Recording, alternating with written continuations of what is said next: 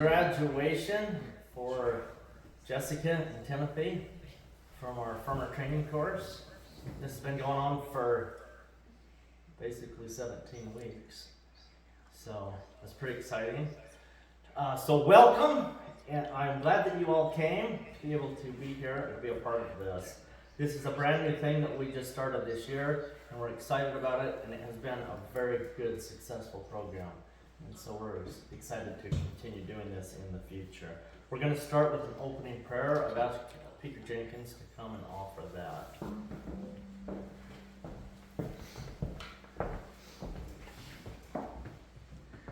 Our dear Father in heaven, we are so very grateful for this day and for this opportunity we have to be here. Heavenly Father, we're grateful for Jessica and Tim and for the education that they received. We pray and ask a blessing on them, that they will have thy Spirit with them as they give their presentations and to share with us some of the things that they have learned. Please help us to have thy Spirit with us throughout this day. We pray and ask for these things in the name of Jesus Christ. Amen. Amen. Thank you, Peter. Okay, now I'd like to ask Jared and Selena to come up and say a few words about the ranch. They are the owners of this ranch and the author of the glorious things we're able to do here. He said Jared and Selena, so I guess you're coming.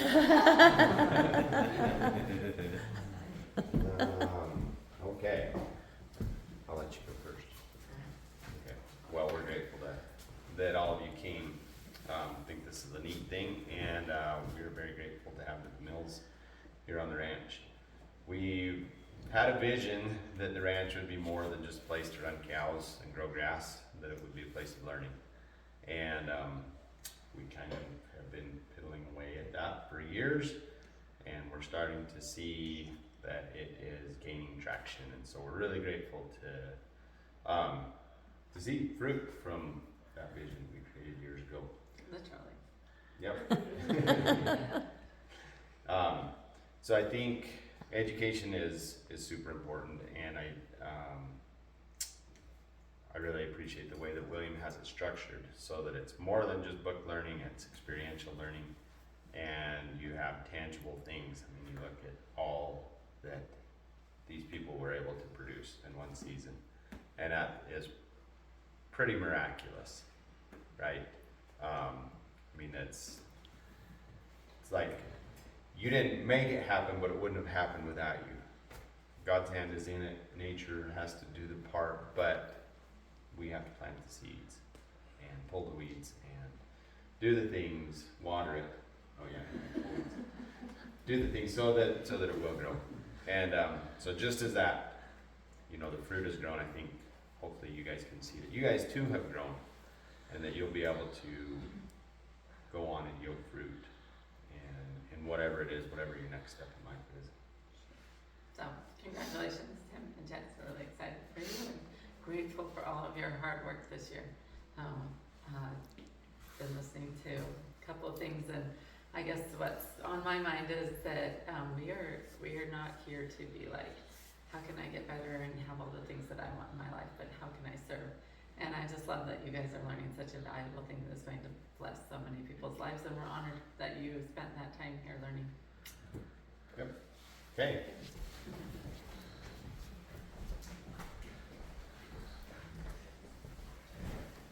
Thank you, Jared and Selena. Okay, now I'm going to turn the time over to Vernie. She's going to take a couple of minutes and tell us something wise.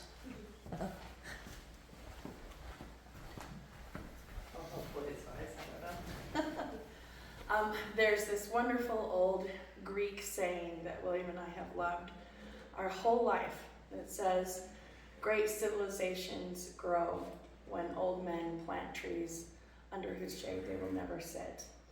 And we really believe and have found people to work with who believe the same thing, that the greatest things we can do is to plant things, quite literally plant things, that will benefit the earth for generations to come.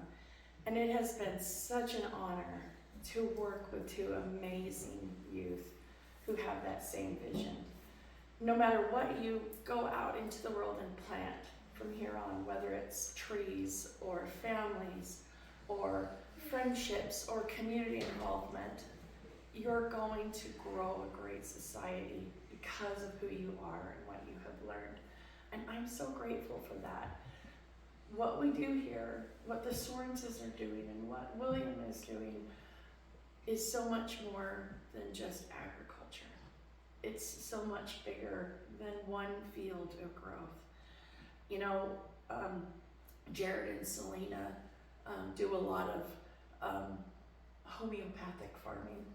We call it the biodynamic work, where just a tiny amount of microbes will spread out and affect the whole place. The spirit of one effort will spread out and influence the entire ranch and the entire community. And that's who you are. You're two tiny people who will go out into the world and spread an amazing message of working with nature, of working with the earth, and working with the creator of the heaven and earth to make a beautiful place for families and children to grow. And it has been a privilege to have you here, to have you in my home, and to celebrate. I'm going to miss you so much. Whenever you've been gone, it's just been so wonderful when you've come home again. So I know your parents feel exactly the same way, but we will miss you, and I'm so glad that you have been here. We love you. Thank you, Bernie. Okay, it's my privilege to introduce Tim and Jessica. Why don't you guys stand up real quick? There are two other people who are here for part of the classes, Jessica Ingstrom and Parker. Stand up so people can see you. They were here for a matter of weeks. Tim and Jess are our graduates. They were here for the whole time. Thank you for coming. Thank you for being a part of this. It's interesting because we did not design this class for teenagers. This is a class for college-aged people, people in their 20s who want to start a career in agriculture. It's people who have left home, people who are independent. And when I was telling Bernie that the people we're getting are teenagers, she said, well, it's not your work, it's the Lord's work. And after you guys went home, when you were here, we talked about that. And it was fascinating and wonderful. You can sit down. Thanks. But it was fascinating and wonderful to realize the caliber of people who the Lord is raising up to go forward in our civilization and to be the leadership. And so, thank you for coming. Hopefully you had a good experience. You certainly changed my life. So thank you. Okay, now I'm going to introduce Tim, and then he's going to come up here and he's going to give his presentation. Tim has become my friend. He's one of these young people who's 16 years old, who has a joke in every other breath that comes out of his mouth. And it's always a new joke, and most of the time they're obnoxious. We're trying to get work done. And he's joking around all the time. And thank you, Tim, for teaching me to just relax, because you know what? We can still get the work done even though life is funny. So thank you, Timothy. Tim was good. You know, the very first day of class, we were outside working, and we came in for lunch, and then we had our sit-down classroom session after lunch. That's how we did this whole thing. During that class, I said, Timothy, stand up, get in front of that wood stove, and give us a speech. And he's up there, poor kid was scared to death. That was awesome. And he's come a long way.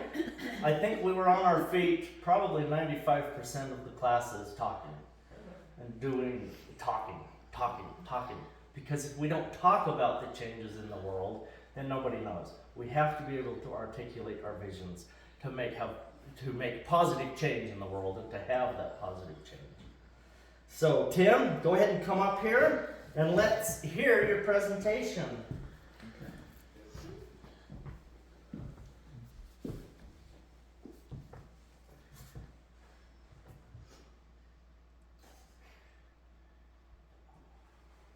All right, take it away. Okay. Okay, good morning everybody. My name is Timothy Jenkins. I'm 16 years old. Probably already knew that, but that's okay. I attended William DeMille's farmer training course, and I'd like to thank some people. So I'd like to thank the Sorensens for owning this ranch and wanting to teach people and have that a priority. I'd also like to thank William for preparing this curriculum and teaching us and being patient with us because there's a lot of stupid jokes I told. So I'd like to thank him for that. I'd also like to thank my parents for supporting us while we were here and loving me and being kind to me, even though I'm sometimes a weird child. Okay, so during our course, we studied problems in the world, okay? And we call those problems societal needs. Now, I identified a societal need that I could actually do something about, because why study something if you can't actually positively impact that? So, here's what the problem is. Now, if you look over here, just what is around this cow? What's around it? Do you see anything? Is it eating anything? It's not. It's the dirt. It's just, there's nothing there, okay? That's typical in the Great Basin Desert, is where we live, right? So, 1 in 5 cows goes to bed hungry every night. That's a problem. So, I want to do something about that. But only in the Great Basin Desert. That was great. Okay. 300 years ago, North America was about 3% surface water. Okay, so there's quite a bit of water on the surface. Today, North America is less than 1% surface water. Okay, so what happened? I mean, that's probably why that cow doesn't have food, because there's not enough water around. Okay, so beavers are gone because they were hunted and things, right? So there's not as many around. So what can we do? Well, we can build a leaky weir. A leaky weir is a man-made dam in a waterway, slowing the water so that it doesn't actually stop any of the water flow. There's the same amount of water going through the waterway, so there's not it's not stopping it completely, but it's letting it through. That's why it's a leaky weir. It's not just a weir. But it pushes more water out and puts more surface water on land, which helps things grow because there's more water around, and it provides a better place for animals and bugs, actually. Like on a leaky weir, the water is still instead of rushing past, and so you can have water skeeters and other things just there, and then once you have those things there, those are a food source for fish, so you can have fish there too. So it kind of helps out everything. This is a video of a leaky weir that I made. So you can see there's still water flow. It hasn't stopped it all up. But then there's a very still spot, which is pretty cool. And where is that? This is in the North Fork Johnson Creek, so it's the one coming down past the mills. So, but you can see that there's so there's 62 of these that were built up in that creek, and there's still water running past, but there's also more grass out this direction. We actually, in one spot, there's a leaky weir that has 18 feet. We paced off 18 feet of green grass away from the water source, which before it was closer to 3 to 4 feet. So that's a pretty good gain of green grass that's growing just because of that. Also, we went and looked at one. It was actually this one. We were taking right before we took the video. We pulled up, and there was between 15 and 12 sage grouse. That's what it was. Sage grouse, just sitting right next to the body of water, just eating and having a good time. We did. We did. So that was cool. We need that. Send it. Yeah. Okay. This is also what leaky weirs can do. So this is a 2-year-old leaky weir that has 61 trees that just decided to grow without anybody doing anything. They just grew because there's water there. I forgot to go count species and see how much like diversity was there, but I'm pretty sure there's quite a bit. Like there's a lot of life there. So that's pretty cool. Yeah, you can see all of it, and you can look behind it. There's mostly like, it's not all green behind it. It's just green around each leaky weir. And I've actually, if you drive up while you're driving up or walking up that creek, there's all these little like hourglasses. So whenever there's a little leaky weir, it just bulges out. It's kind of cool. So that's cool. We need to get more of those. Okay, so this is ecological succession. So I'm going to explain it real quick. So on this is what we call early succession, and you're going to have like very early plants like growing on maybe volcanic rock. Like that's really early. This is going to be like desert plants, and then you're going to have your like grasslands here, and then it moves towards a forest. And in the forest we call it late succession, and then we call this mid succession, and then down here early succession. So kind of correlates with that. So we're moving by building leaky weirs, we can move that from an earlier succession to a later succession and get more trees growing, which will help us grow more grass. One thing that a leaky weir also helps grow is a weed. Okay, most people think of weeds as very not fun to have around. They're kind of a pest, nobody likes them. But weeds are actually our first responders. Okay, so when there's an ecological disaster, when something isn't quite right, then you're going to have weeds growing. And weeds are going to grow, they're going to create biomass, they're going to die, and then they're going to help move the succession to a later succession and grow more trees and grasses and things. So they're very helpful, actually. Like we're not going to go up to every spot we built a dam and read out everything that we don't like, because that would be not very smart. So fungus. Fungus is very key. So fungus grows trees. It helps grow trees, and it also grows with trees, right? Because it's there. It's super cool because it can actually move water and nutrients around and feed like grass and like pump it out. I have some pictures that kind of show that. This is fungus under a microscope. This is a soil sample we took from that 2-year-old leaky weir, and all these stringy bits through here is the fungus. Okay. So that kind of is cool because it's a double, like, it shows us two ways that there's trees growing, because we know there's fungus there that's helping it grow, and then we know that there's actually trees growing. So it's kind of a cool thing to see. Earthworms are cool because all those weeds that grow and die, they're going to decompose those and like make the soil gold. They're cool. They can make gold. I like worms. And they're also like a food source for wildlife. There's a lot of animals that eat them. Okay, so this is a picture on this road down the way a little ways, just off the highway, and there's some trees growing. Okay, nobody goes out and waters them. The irrigation water is really far away from those. They're not getting any water from that, but there's like a little divot, like a hole kind of that they're growing in, and so it catches snowdrifts in the winter, and then it has extra water there, and then because they're growing, it holds in the water longer. It doesn't just evaporate.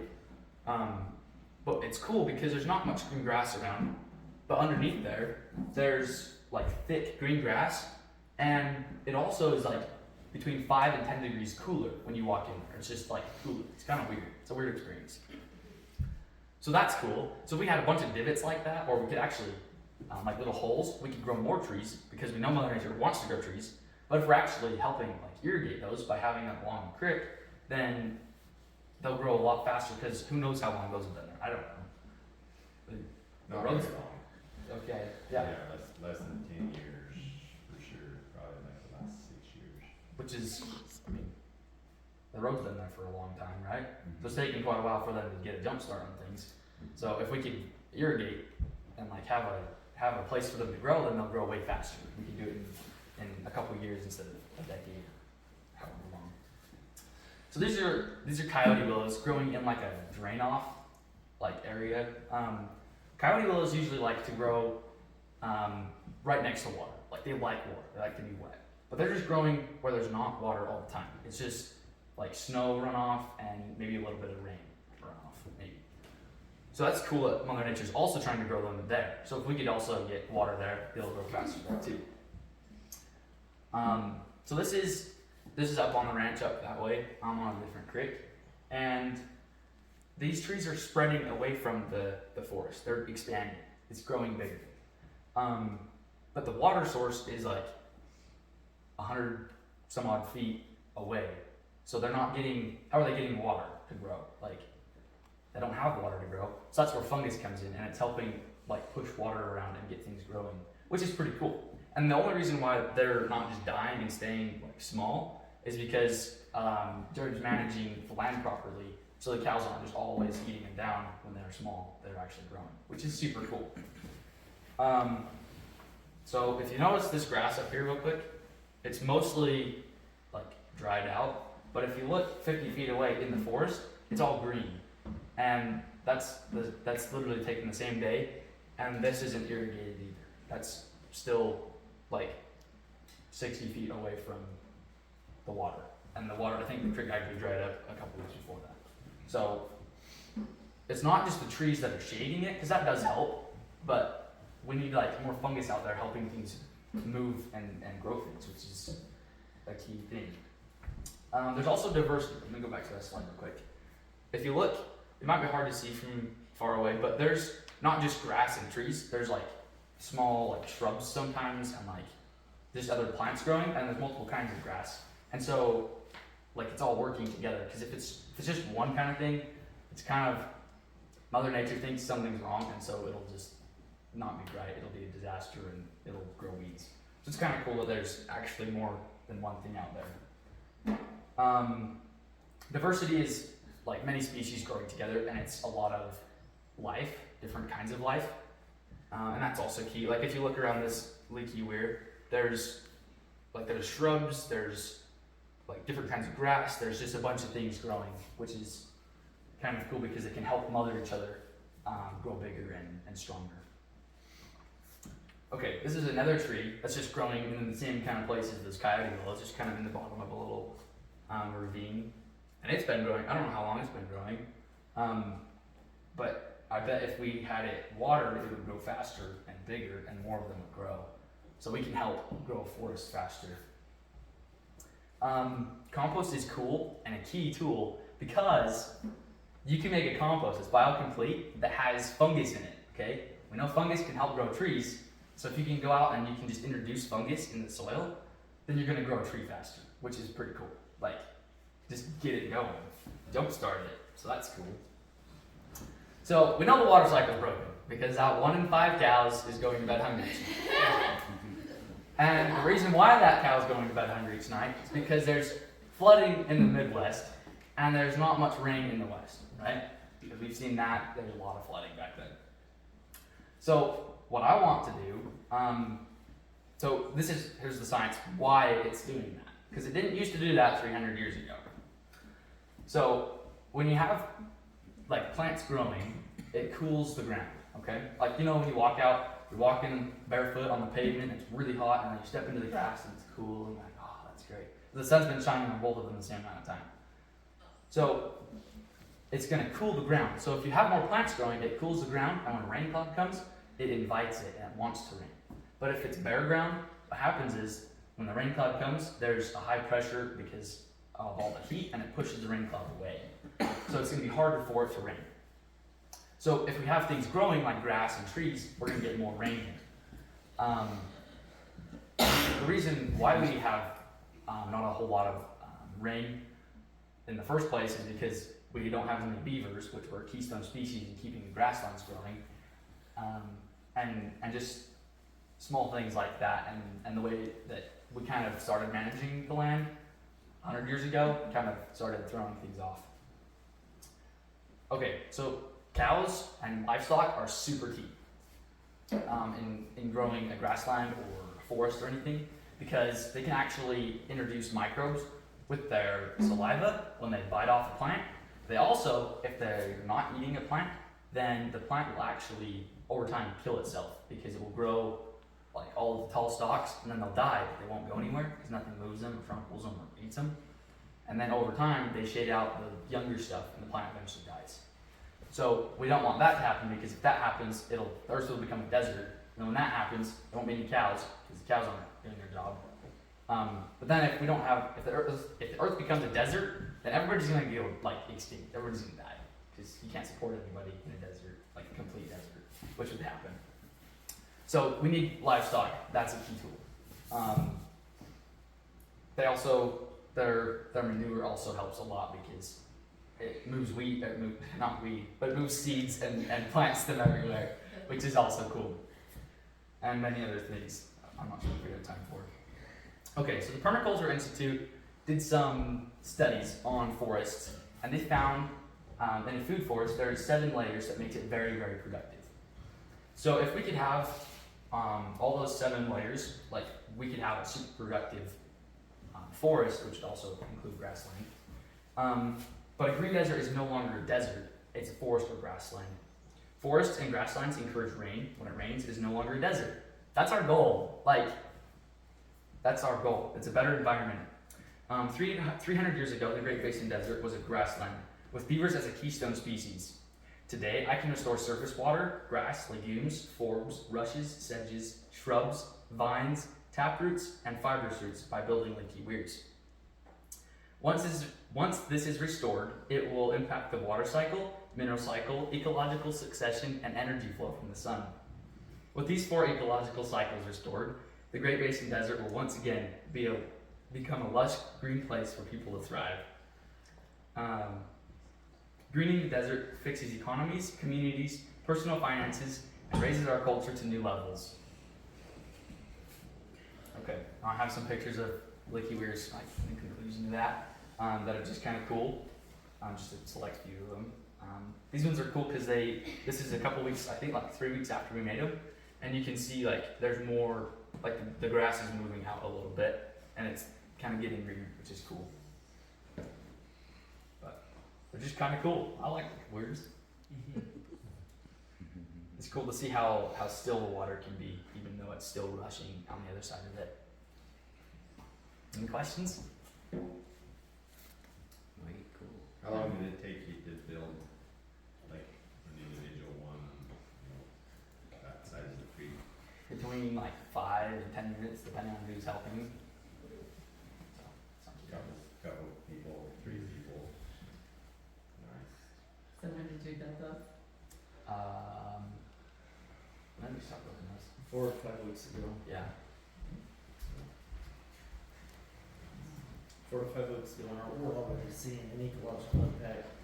Like that 18 feet, just green grass on one side of it, which is cool. Well, we were gonna introduce beavers, but I think we'll just take you over.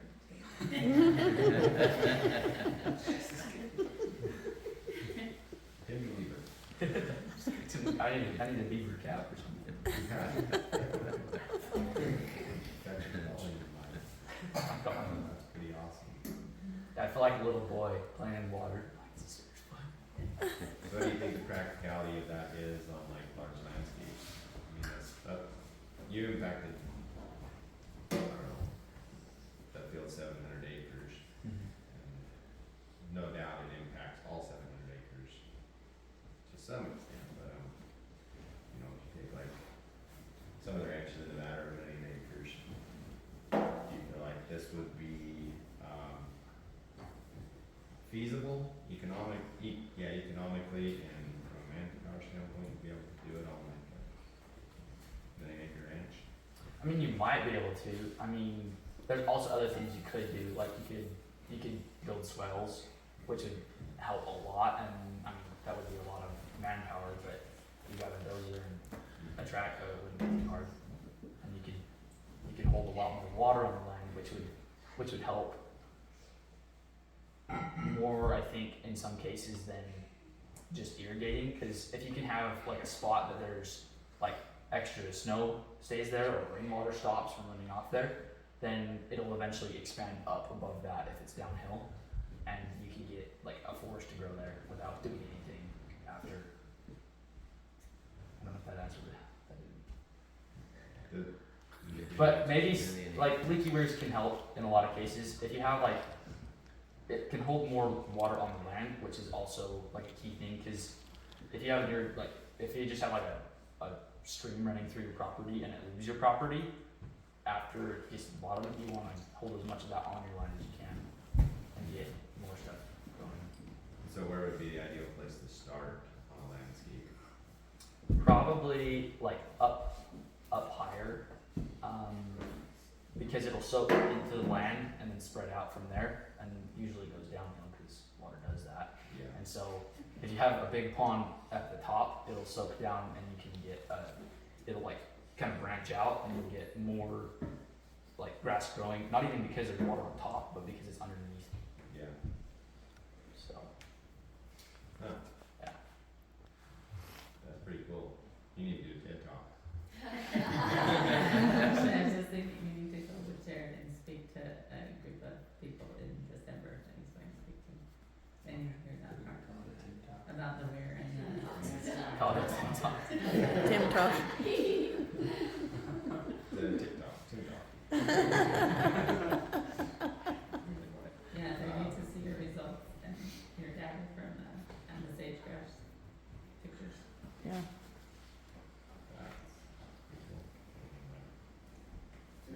Thank you all for being here. One last question. Okay. What's your plan now? What's my plan now? Yeah. Go home and sit on the couch and eat potato chips. Beautiful. Finish success.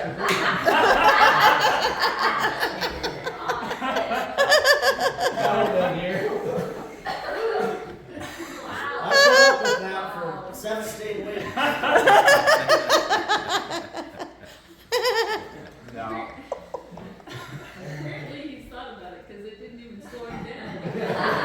He ran out. No, I don't know. I'd like to do more. I'm just not sure where I'll do it. Good job. Apparently we're hiring. Apparently we're hiring. Hiring beavers. Yeah. Making weird. So Here's your crew. So that place where you found the willows growing just out in nowhere, right? What if you put a leaky weir structure there? There's not water running right now, but obviously there was water there before, right? It would probably impact it pretty good. That's kind of what swells are. Mm-hmm. It's there when water comes, not while water is there. So yeah, if you built a swell there, then it would help a lot. But you could also put a leaky weir there. It'd be a swell idea.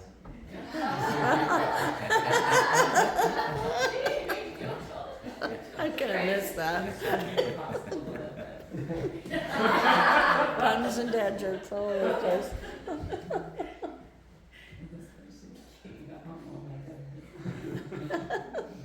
Any more questions? I have one. So what gave you the idea to do weirs, leaky weirs? I know, we just did it. Things go around here. I think we just did it one day, I don't know. It was in our curriculum. I taught them about all the different ways things you would do in land management to have water. Yep. And leaky weirs was one of them. Why is it called a weird? Because the Australians say different words than Americans are. You say slab. Yeah. Well, a swale and a weir are different, so it would be like a dam. It's a dam where water always runs. If it's a swale, then it's in a place where you only get runoff when it rains or snows.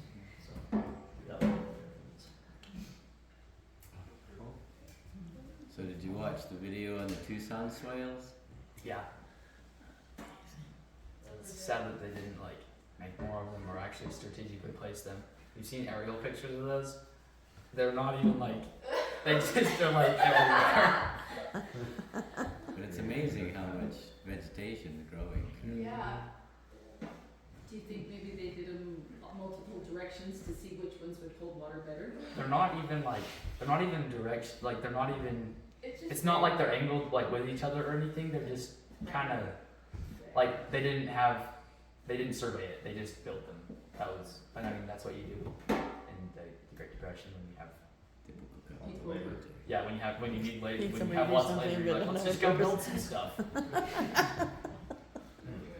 happen, yeah. Good. Lots of years. Okay, any more questions?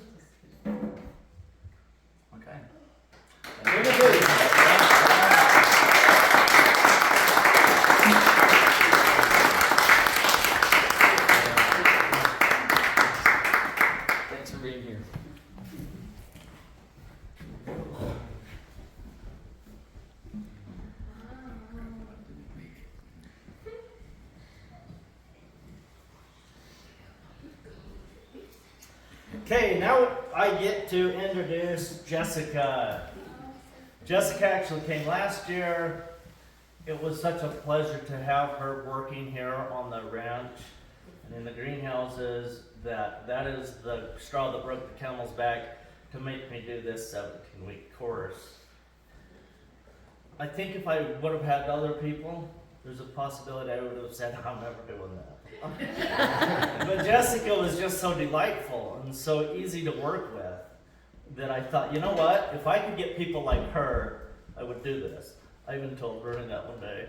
She said, then get people like her. I said, well, there aren't any other people like her.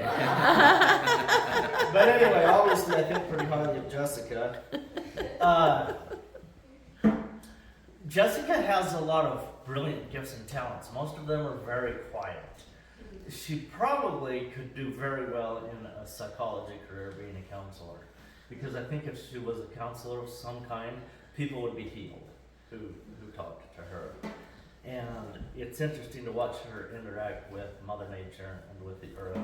She has a real connection to it. I don't even know if she knows she has a connection, but I certainly saw that. So Jessica, come up here and give your presentation, and we're excited to hear from you.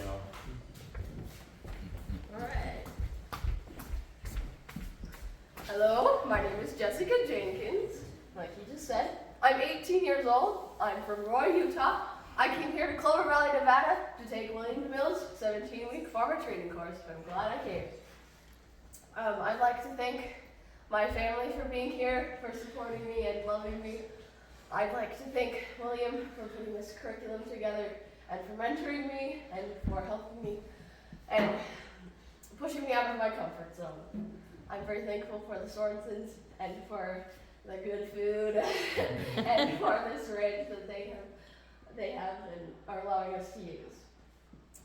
And I'd like to also thank my Heavenly Father for all that He has done for me and for helping me get to where I am now. This is what I thought about weeds before I came here. I just thought they were a problem, you know? They were in the way, they're frustrating, they're just a problem to be dealt with. Okay? And I kind of wanted to learn if there was a better way to get rid of weeds. And what kind of inspired that actually was my brother, who was here before me. He came home one day and he was telling me about what he was learning, talked to me about compost, and I thought that was pretty cool. But then he said something that caught my attention. He said, I learned how to make it so weeds don't grow naturally. And I was like, wait, you can do that? And so I wanted to come here and learn a little more about that. And so this is what I learned. I learned that weeds are actually great. They can do some pretty cool things, and here's 6 of them. They can grow on unproductive land. They can break up and fix compaction. They feed the soil microlife. They make desert land fertile, which makes more desirable plants grow. And the coolest thing is that once the soil is functioning, the weeds will die out naturally. And we can actually see an example of that happening here on the ranch. So I'm standing in a field that we planted a multi-species cover crop mix in. And this is some perennial pepperweed that's just dying out naturally. We didn't spray any chemicals or anything. A cool thing is, in this multi-species cover crop, there's some food crops growing in there, and they're actually thriving and flourishing. They're big and beautiful, and they're growing fruit and stuff. And but this perennial pepperweed is just dying out naturally right next to them. And the reason why is because of the way we have been managing this field. And we have moved the conditions of the soil to a later succession. And this is the science behind that. So, ecological succession is how we observe nature moving from bare rock and desert to lush green forest jungle conditions, okay? So, in early succession, the soil conditions have a lot of bacteria in them. And that's where weeds like to grow, actually. Most of your weeds like to grow in early succession. Then you have mid-succession, which has more of a balance of bacteria and fungus, and that's where your grasslands are and most of your food crops. And then in late succession, there's a lot of fungus in the soil, which grows a lot of trees. And so plants that live in bacterial dominant soils can't thrive and survive in fungal bacterial soils, and vice versa. So if you want to change, if you want to get rid of weeds naturally, you have to change the conditions of the soil to a later succession. And this is how we did it in our garden. So we made a biocomplete compost. And depending on the kind of compost you make will determine what kinds of plants will die out or thrive. So this compost we made has a lot of fungus in it. And so what we did with that is, so once you put it on the soil, it'll change the succession to a later succession. So what we did with the compost is we put it on the worm bin. And what the worms do is they introduce more microbes into the compost and they make it better. Like Tim was saying, they make it into gold. And so then we take the worm castings and we put them into a mesh bag and we run the garden hose through full blast into the mesh bag to knock all the microbes off the compost and organic matter. And that's how you make an extract. And then you pour it into a watering can and you pour it onto the soil where you want the succession to change to a later succession. And so, and once you do that, you just need to maintain the succession by keep adding compost and extract when you plant. So whatever food you're growing can thrive. And like I said earlier, the kind of compost you make will determine what plants will thrive or die out. And so if you made a bacterial dominant compost, you could grow things like brassicas, which is cabbages or broccoli and stuff like that. And the bacterial compost will help those thrive. And they will also help certain herbs and medicinal weeds, which I want to show in a few minutes. So, after I learned about what weeds can do, these 6 things that weeds can do for soil health, I also learned about what weeds can do for human health. And I'd like to share with you some weeds that I learned about that I want to grow when I go home. So here's one. There's some common ones. This is dandelion. So dandelion, I learned, among other things, can help control blood sugar. It can prevent cancer, and it also helps boost the immune system. This is morning glory, which I think is one of the worst weeds in the world. And it turns out it actually is good for something. So it's a laxative, it's a diuretic, an expectorant, and it even helps with headaches. So this is the mallow plant, which is different than the marshmallow plant. But mallow can help with constipation, throat irritation, dry cough, and even bruises. Then we have plantain, which can also help with coughs, and it helps with wounds, and inflamed skin, insect bites, and toothaches. And the cool story about this, I actually used plantain because a few weeks ago, I got stung by a wasp, and so we found some plantain, we made a poultice out of it and stuck it on there, and it actually helped. So it works, just saying. Okay, curly dock, it helps with iron deficiency. It's a blood purifier, and it helps with being a liver decongestant, and it helps with constipation and diarrhea, depending on when you harvest it and what part of the plant you use. I thought that was really cool. So yeah, this is what I used to feel about weeds before I came here. Just couldn't get enough hose, Yeah,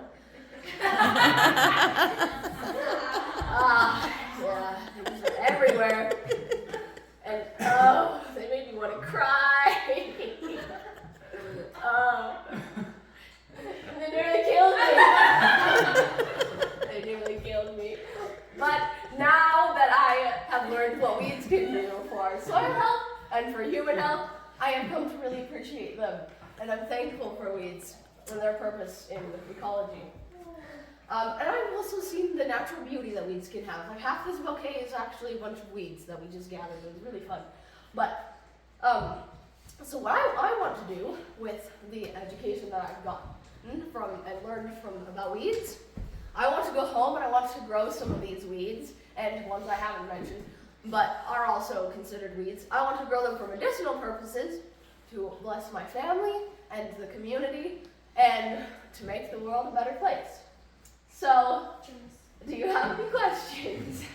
Yes. Would you explain a poultice? A poultice, yes.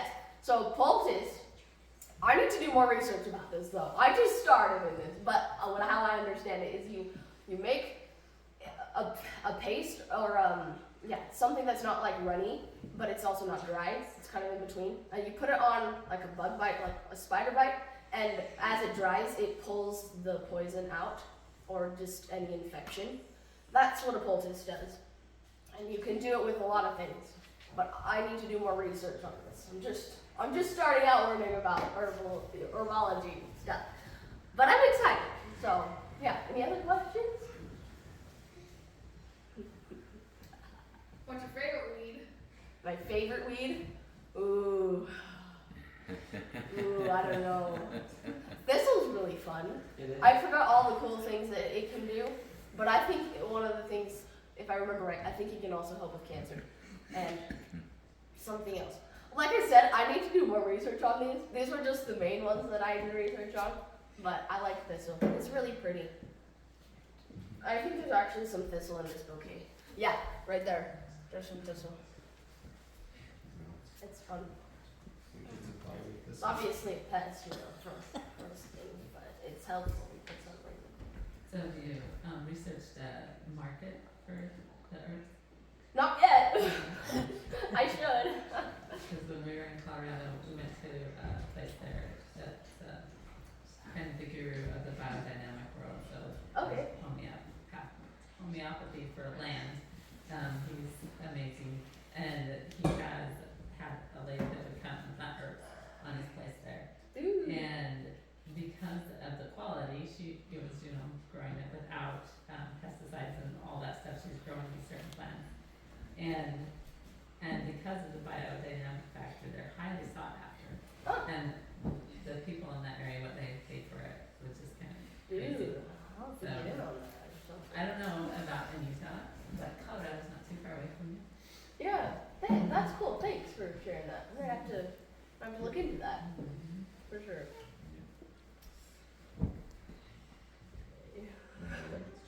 Any other questions?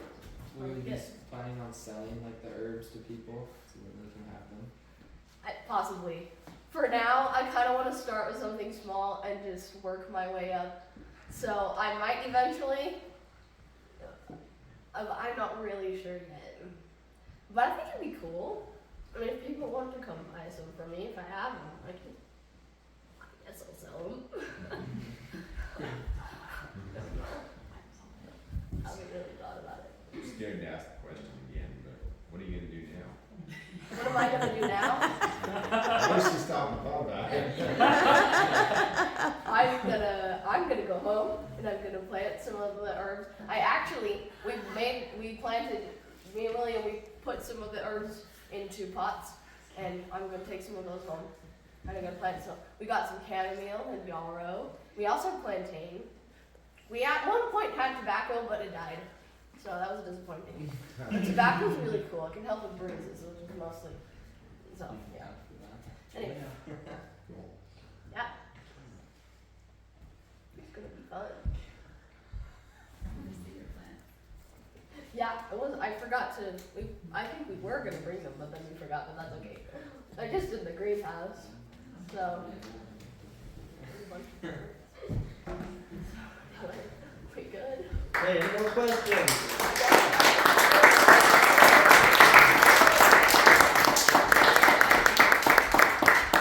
Good job, Jesse. Oh, thank you. Any of this one?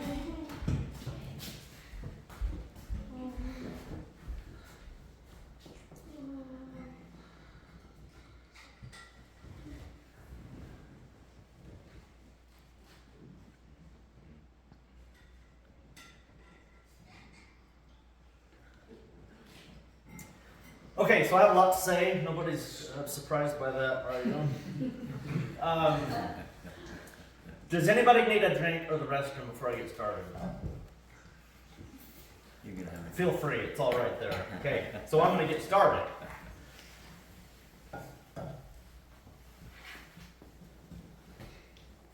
Okay, so this is an ecological agricultural training program, and I don't even know what to call this. Over the years, we may change the name of this, but I've been calling it the 17-week farmer training program, but that just seemed kind of silly. So I tried to name it something else. But why ecological agriculture? There's a lot of different types of agriculture out there, But we are focusing on the ecology. We're focusing on mimicking nature. What I have found in all the different types of agriculture is people latch onto a name or a title, and then they try to make it this thing, and then they start excluding other ways of doing things, and I don't like that. I think we should take the good from all the different ways of doing things and incorporate the good. And so that's something that we've certainly done.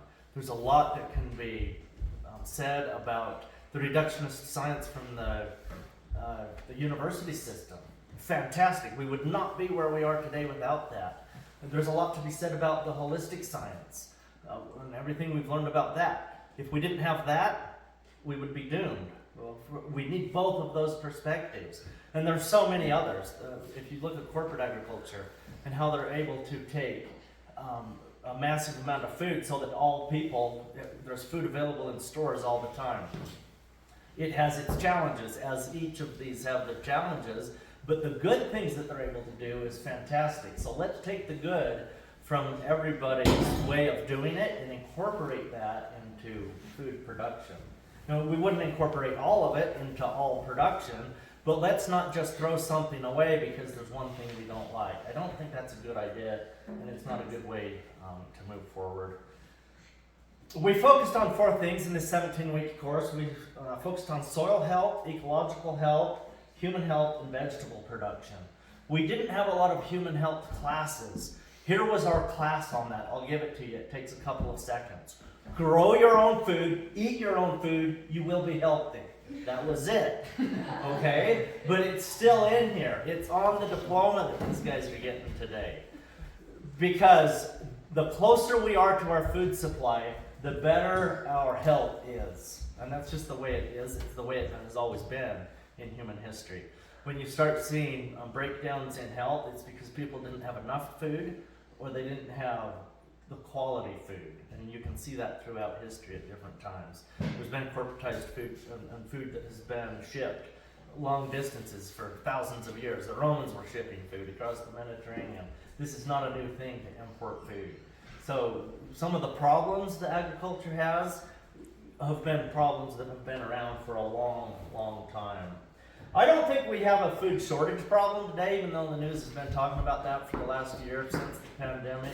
In 2020, we've been talking about food shortage problems. That's not the problem. We need to state the problem accurately. We have a farmer shortage problem. We need more food producers. We need more young people in agriculture who are producing a good, healthy product.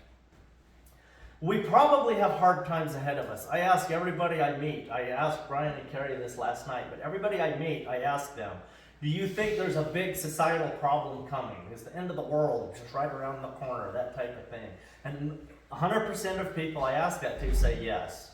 They don't even think about it. They just say yes. Which tells me that nobody believes that we live in a very stable world. And food production certainly has its problems, and we have our challenges ahead of us for sure. But there's 2 big challenges that I want to point out today, and that's a production challenge and a nutrition challenge. Because Americans, we generally go to bed pretty full and happy. Our bellies are full at night, except we are starving to death because our bellies are full of low quality food. We need more nutrition in our diets. And there's reasons for that. One reason, and I'm a victim of that, nobody causes it, I cause it by my own choices, but it's fun to eat things. So I eat fun foods, it's my own choice. But is that a nutrition problem? Absolutely. We need to be choosing higher quality foods. As far as production goes, volume to feed our population in the world is an issue. And the Permaculture Institute, one of the main things they try to do, they have said needs to happen is to control population. I disagree with that. We need to flip that coin completely over. We need to have a higher population of people so that we have more gifts and talents on this earth to figure out how to feed us all. Let's be a big happy family. Just imagine, what if Thomas Edison's parents would have decided to have a dog instead of having a Thomas? That they controlled the population, they did their part, right? And then we would still be in the dark, maybe. Hopefully somebody else would have invented the light bulb, but we didn't have to worry about that because his parents did choose to have him. Okay? The production solutions, there's 4 major solutions. We need to change our mindset about agriculture and what it is.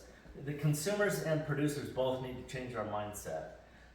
The ecological mimicry is huge. We need to start mimicking nature. Instead of seeing the agriculture in the old eyes of the Georgic tradition, where the world is against us, and if we cut our hay, it's going to rain for sure, and just all this whole mindset of nature is against us, we need to change that mindset. More education in ecological agriculture and mindful psychology. That is somewhere where we can really improve a lot.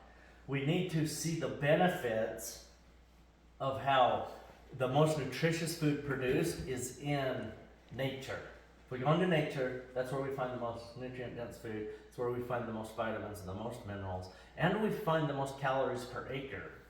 Humans have not been able to create as many calories per acre as the redwoods. Okay? Now the redwoods, they don't have anything we would call food, but calories per acre, it's producing more than we can produce in modern agriculture. So we need to think about that and mimic those natural systems so that we can bring the calories per acre up in human type food. And we can, and Mother Nature has showed us how. So it's pretty awesome, you know. The daily management needs to change. That's a real solution where we could go and we could work on daily management. Because a lot of the management in our corporate food system today is people clocking in and clocking out just like any old factory job. And the benefits of working with Mother Nature are not happening to the humans. We're not creating a really smart human. We're maybe poorly paid slaves or maybe even well paid slaves, but it's not doing something for the individual. So the management of food production has a lot of room to increase. There's a lot of solutions that we can do in nutrition, but I see 2 things that can happen in nutrition. Number 1, growing food in harmony with the environment. And here's the easiest way to explain that. Most of my farming life, if there was a pest or a disease or a weed, something like that, I would try to figure out how to remove that from the system. If a worm is eating something, how do we get rid of the worm? So that's the old way of thinking. The new way of thinking is, if there's a pest, a disease, or a weed, and that worm is eating my stuff, what can I introduce? How do I make that problem bigger? How do I bring the environment, how do I bring the ecology into this equation so that the worm is still there, but it's not eating my food anymore? And we have absolutely succeeded in that in the greenhouse over here. We've had a large population of aphids, many different species. We've had a large population of grasshoppers. We've had a large population of imported cabbage worm, and the cabbage loop are in there. But I have had very, very small damage to any crops that I've picked, which is great because we are increasing the amount of life in there. And so those pest species are actually just fulfilling their ecological role of decomposing the plant material that was too old, not nutritious, it was ready to die anyway. And so we're able to achieve that balance of having a very high quality food to eat. And then the next thing I see in nutrition is getting the fresh food to the masses. There's always been somebody with a garden who had pretty good quality food. But if you go to a grocery store, it's hard to find that food. Why don't we have more professional people who are getting that food to the grocery store so that the common person can buy it? That this just hasn't linked up, it hasn't synced yet in society. Hopefully in the future that certainly should happen and can happen. The needs of society. What does society need? We talked about this in almost every class we had throughout the 17-week course. And we would say, what are the needs? What are the problems in society? How can we take what we can do? Because we can do some amazing things. We've been doing it in that Wallapini greenhouse over there. All these pests, yet they're not eating the food. How can we get this information to the people? That's a society need, because there's still people out there spraying pesticides. Why would we do that if now we have the information where we don't have to? Well, people don't know we have the information, but that information exists worldwide.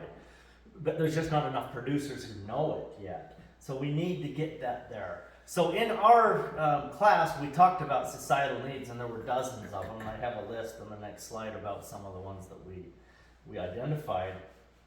But what I found is that for me personally, the way that I can use my gifts and talents is I identified a societal need that we need more farmers in the world. And we need farmers whose end product is a really good citizen, so a person who's a great person, a great community person, and the most nutritious food in the world. Okay, so those are our products at the end of the day. And so we can do that. And so that's my societal need. That's why I created this school that we're doing.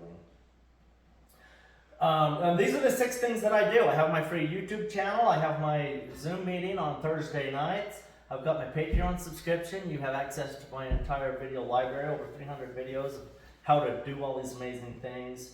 We have our 17-week course, this is the graduation today of the first one. I'm a laboratory. I can do your soil samples, and I do consulting to help you start your own farm.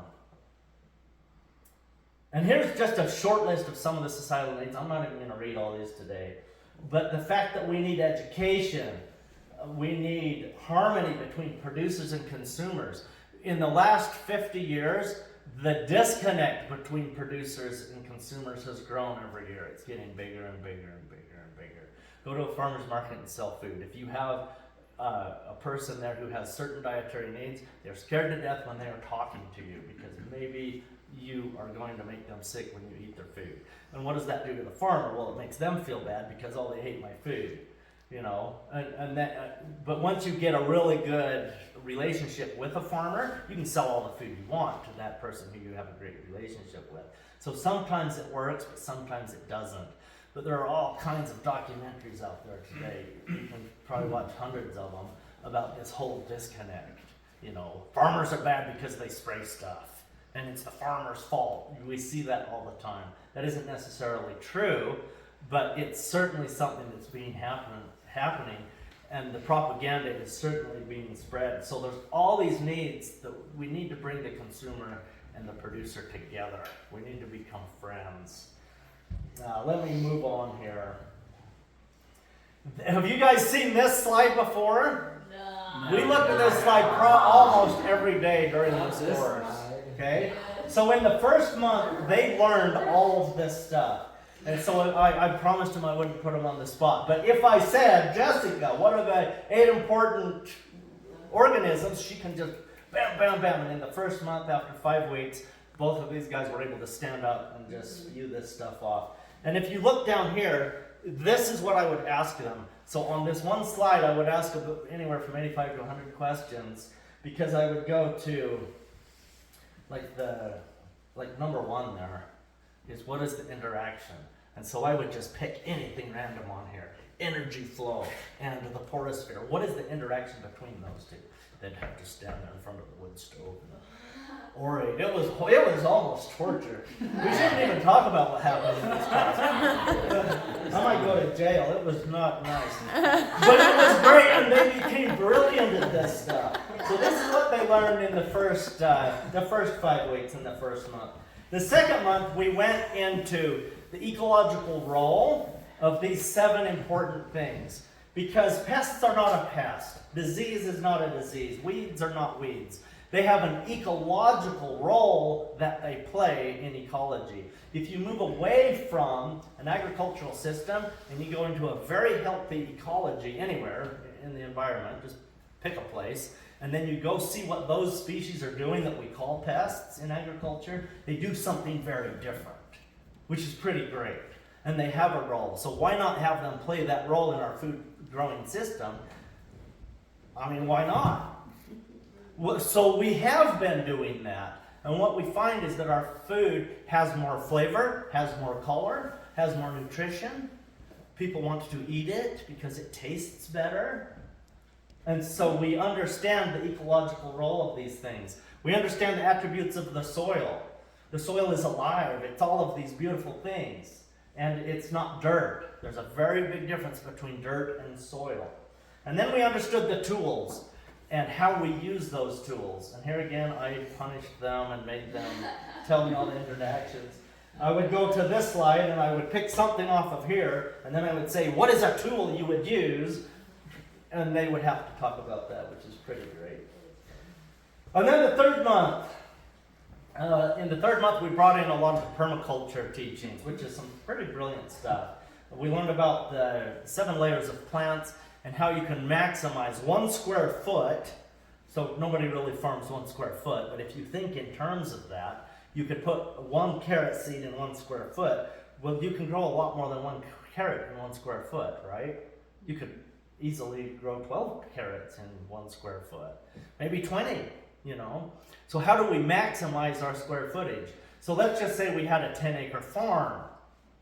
The way to maximize that is with these 7 layers. If you have an overstory, an understory, your shrub layer, your vine layer, all the different layers, then your soil functions, like on the slide before this, and you are maximizing the amount of food that's coming off of that piece of land.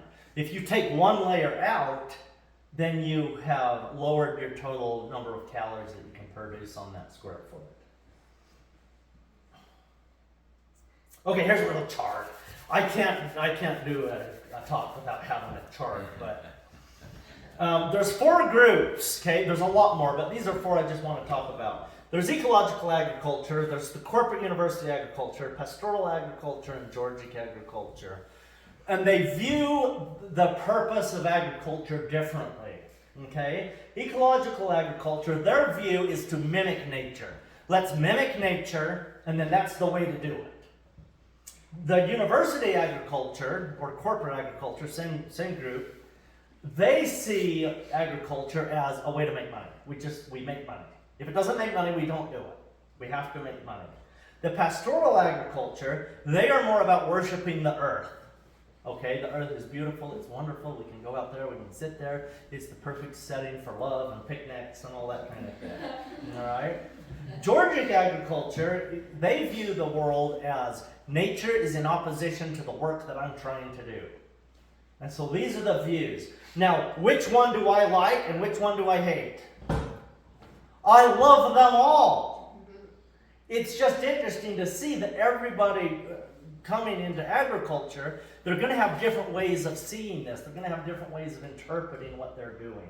So we need to bring the good things from each of these and incorporate it into whatever context works best for us in our own food producing world. Okay, but let's just look at the quality of food real quick. The ecological agriculture, they produce a very high quality food. The corporate, they produce a low quality food. The pastoral, it's usually high, but sometimes they don't even produce food. Sometimes they're just picnicking instead of growing food. Okay, so there's not a lot of production happening. The Georgic, it depends on the method they use. All right, some of them could have very high quality, some of them could be pretty low quality. It just depends on what method they use to grow the food. Let's go to the production rates. Your eco-agriculture, they generally have average to high production rates, so like yield per acre. All right. The corporate, they have the very highest yields. There's nobody that can produce more food than corporate farming, 300 horsepower tractors, all that stuff. Because the scale of efficiency is so great, it's so good, that they just simply make a lot of food. Pastoral agriculture is pretty low because they don't necessarily produce a lot of food. And the Georgic agriculture, the production rates are low to high depending on what they're doing because they do so many different types of things. So what is the result of all this? A result of the ecological agriculture, they have short shelf life. Okay? If I pick my tomato and I'm the ecological agriculture guy, I'm going to pick it when it's ripe. I'm going to pick it when it tastes the best. I'm going to pick it when it's just perfect. And when you taste it, it's like, wow. But in 3 days, it's beginning to rot. That will not sit on a grocery store shelf. It will not last. But it's the best tomato you've ever tasted. Okay? The corporate university, their result, they're going to have a long shelf life because they're going to pick it green. They're going to put it in the cold storage, and a green tomato in cold storage can last 8 months. And then when they get an order for tomatoes, they pull it out of one chamber, they put it in another chamber, push a button, and that chamber floods it with ethylene gas to turn them red, and then it goes on the semi-truck, and it ends up in the store, and then that's why store-bought tomatoes taste the way they do. But it had shelf life, and they made money. They made money. Yeah, it was low quality because nobody eats store-bought tomatoes unless you're starving or whatever. And then, but we're gonna have high yields because we didn't throw anything away because we picked them all green. But so it has the long shelf life, and it ensures that grocery stores have food. Okay? So the pastoral people, their result, it's a societal view that farming is romantic. That's what we get from the pastoral view. Oh, farming is beautiful, it's romantic, it's wonderful, the Amish. And then we've got the Georgic agriculture. What is their result? The result of the Georgic is that we have a strong, resilient, skeptical people. There's some of them sitting in here today. If I tell you something, you're probably not going to believe me. I'm going to have to prove it. We're going to have to go on a walk. I'm going to have to show you. Because you're going to be strong. You know right from wrong, true, false, good, bad. You know the difference between those. You're resilient. When the world goes, when there's no more grocery store, you're still going to be eating food because you're resilient, you're self-sufficient, and you're skeptical of new things. You know, I mean, here's a great politician to vote for. You're not going to believe that. You're skeptical of that kind of stuff. Okay, so legacy. What is the legacy that each of these leaves? The ecological agriculture, they leave a legacy of a profitable farm and a family farm, and they create culture. So that's a pretty good legacy that they're leaving. The corporate university ag, they are leaving a legacy of debt and toxicity of the land, which the Georgic people, they hate it when I say that because a lot of these people farm like this, and they're tough, and they're resilient, and they're strong, and they're skeptical, and they have a rifle, and they want to shoot me when I say that about them. But when we just lay out the facts, these are the facts, okay? Now, the pastoral agriculture, they have a legacy of great literature. If you want to read a really great book about farming, it probably came from this point of view. All right? Which is interesting. Who loves to read Louis L'Amour's? Probably a lot from the pastoral agriculture, except he teaches Georgic principles. So it starts getting confusing, and we have to know what we're looking at and reading when we're talking about it. But without the pastoral tradition, Louis L'Amour would have never written a word. And all the other great writers of this type of thing.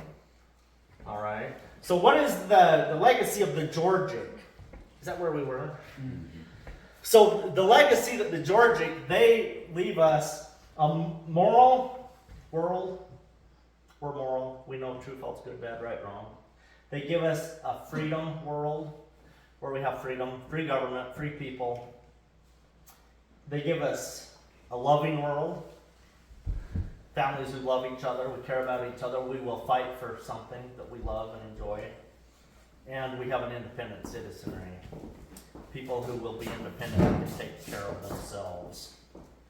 So that's just a little chart to show kind of some ideas about the way different people look at agriculture and how we look at it affects our society. So that's very important. Okay, there's Tim and Jess. Look at them.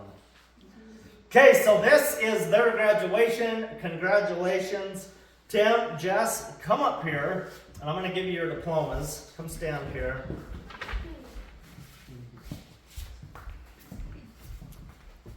Timothy, here you go. Good job.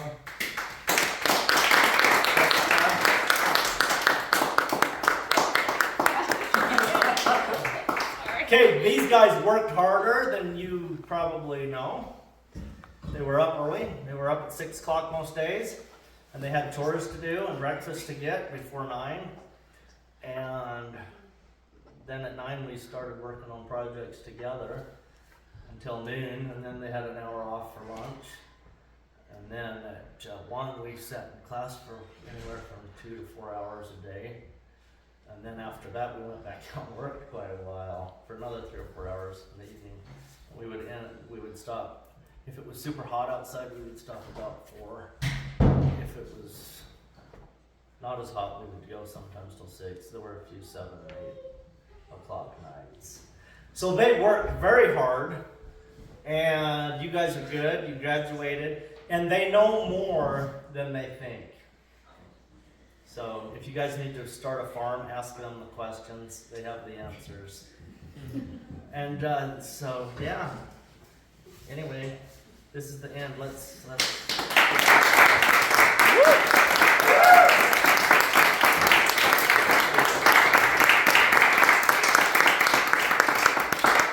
Okay, does anybody have any questions or comments before we end? Well done. Okay, we have a display of potatoes on that table. We grew 10 varieties of potatoes this year. We boiled some of them, so you have the raw potato in front, and then we cut it in half so you can see what it looks like, because they're all different colors, shapes, textures, flavors. And then behind the plate are the cooked potatoes. There's no seasoning on them, no nothing. It's just the raw potato. So take a toothpick, taste each of those potatoes so that you can see which variety you want to grow in your own garden. So that's what that is. Okay, I've asked Hannah to give a closing prayer, and we are done.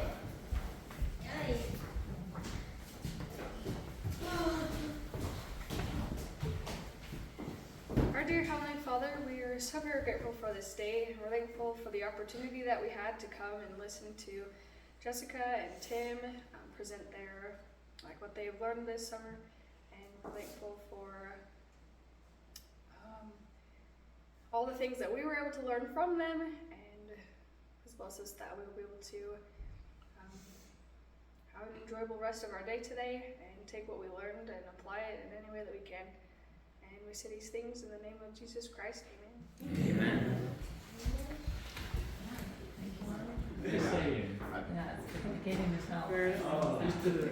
Amen. Check out these potatoes.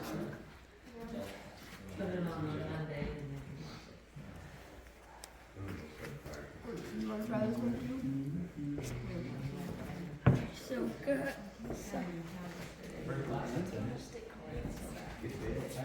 What's that? It's the first one. First one? Yeah. Sweet. You're in good company. Valerie? I'm swimming upstream. Interesting. I was going to cut this from I like how Burbanks always look like they have some kind of growth on them. I'm not sure there's very many that don't have some kind of growth. Little sweet nubbins. Valerie is a gorgeous potato. Valerie is the one who never tasted it. It's like sweet. Lighter. It gets lighter too. Yeah, it's like darker skin and then it cooks lighter. Wiley was saying there's a kind of. I kind of want to do a tricolored A mashed potato salad or something, you know? Yeah. Potato salad would be Wouldn't that be pretty with all the different colors? So I put the peelings in there on purpose. So it goes from that to that. So you can, because the peelings have different flavors, And textures. That's like all that paper. stuff. Some of them are hard. Deep purples like paper.